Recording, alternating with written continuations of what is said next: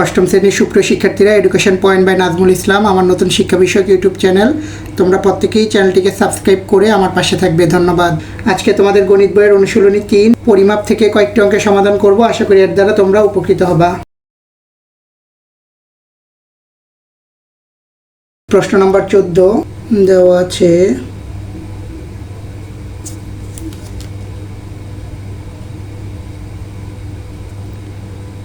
আয়তাকার ক্ষেত্রের দৈর্ঘ্য 48 মিটার, রাস্তার বিস্তার 3 মিটার এবং প্রস্থ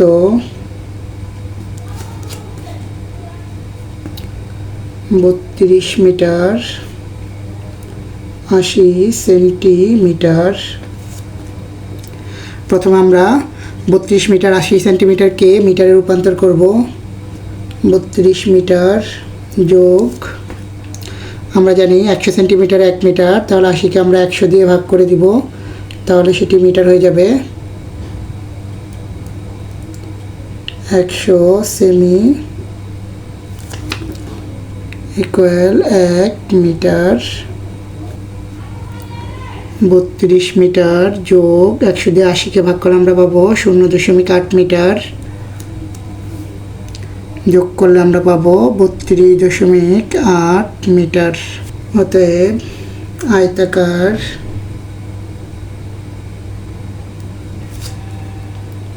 ক্ষেত্রের ক্ষেত্রফল হলো দৈর্ঘ্য গুণন প্রস্থ। দৈর্ঘ্য পেয়েছি আমরা 48 মিটার এবং প্রস্থ পেয়েছি আমরা 32.8 মিটার। যেহেতু আমরা ক্ষেত্রফল নির্ণয় করতেছি, তাহলে একক হবে বর্গ মিটার। 48-এর সাথে আমরা 32.8 গুণ করলে পাবো 1574.4 বর্গ মিটার।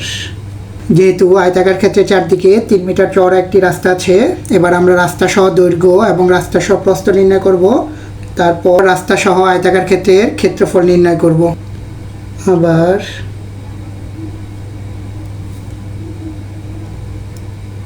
রাস্তা সহ আয়তাকার ক্ষেত্রের দৈর্ঘ্য, পূর্বের দৈর্ঘ্য ছিল 48 মিটার যোগ দুই দিকে 3 মিটার চওড়া রাস্তা আছে, তাহলে 3 গুণন 2 মিটার, 48 যোগ 3 দুগুণে 6 মিটার। 48-এর সাথে 6 যোগ করলে আমরা পাবো 54 মিটার। রাস্তা সহ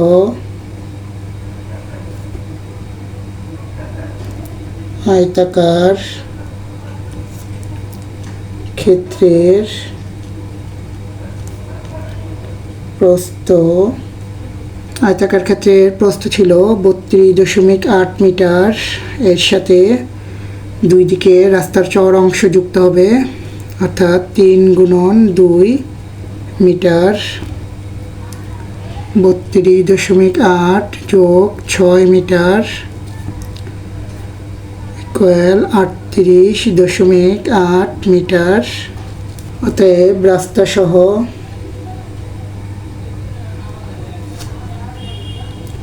আয়তাকার ক্ষেত্রের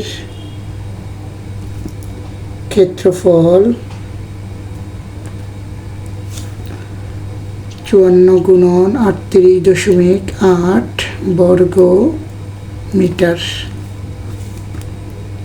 গুণ করলে আমরা পাবো 2095.2 বর্গ মিটার। এবার আমরা রাস্তা সহ আয়তাকার ক্ষেত্রের ক্ষেত্রফল থেকে আয়তাকার ক্ষেত্রের ক্ষেত্রফলকে বিয়োগ করে দিয়ে রাস্তার ক্ষেত্রফল নির্ণয় করব।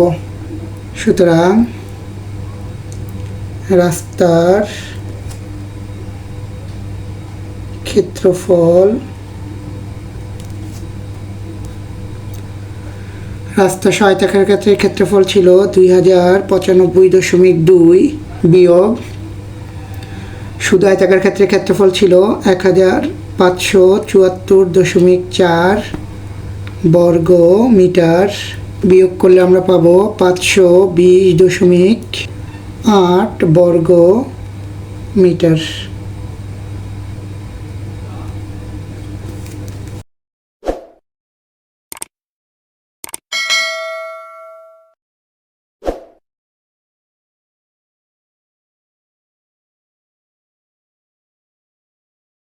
প্রশ্ন নম্বর 15 দেওয়া আছে বর্গাকার ক্ষেত্রের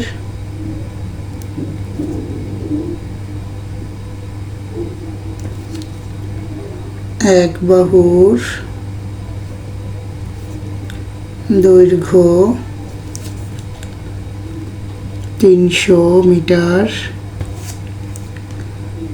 আমরা জানি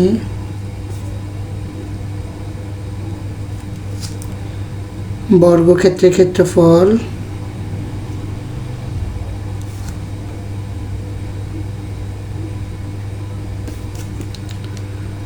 কয়েল দৈর্ঘ্য গুণন দৈর্ঘ্য, অতএব বর্গাকার ক্ষেত্রের ক্ষেত্রফল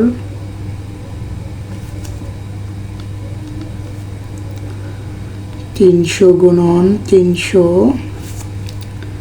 বর্গ মিটার। গুণ করলে আমরা পাবো 90,000 বর্গ মিটার। যেহেতু বর্গাকার ক্ষেত্রের বাইরে চতুর্দিকে 4 মিটার চওড়া একটি রাস্তা আছে, তাহলে এবার আমরা রাস্তা সহ বর্গাকার ক্ষেত্রে এক বাহুর দৈর্ঘ্য নির্ণয় করে সেখান থেকে রাস্তা সহ বর্গাকার ক্ষেত্রের ক্ষেত্রফল নির্ণয় করব। আবার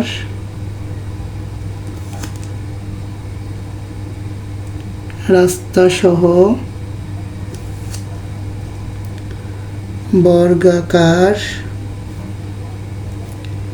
ক্ষেত্রের এক বাহুর দৈর্ঘ্য,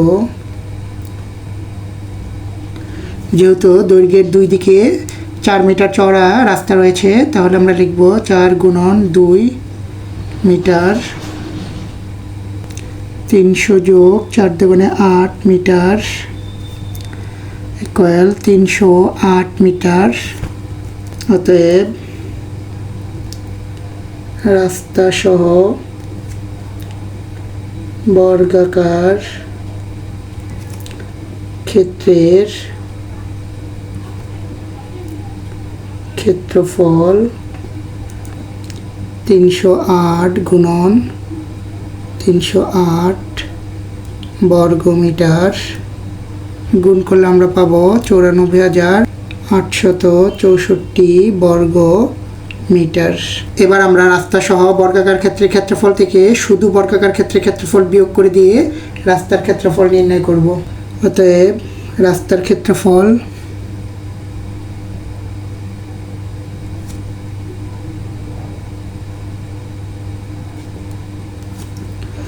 রাস্তা সহ বর্গাকার ক্ষেত্রের ক্ষেত্রফল পেয়েছিলাম আমরা 94,864 বিয়োগ শুধু বর্গক্ষেত্রের ক্ষেত্রফল পেয়েছিলাম আমরা 90,000 বর্গ মিটার।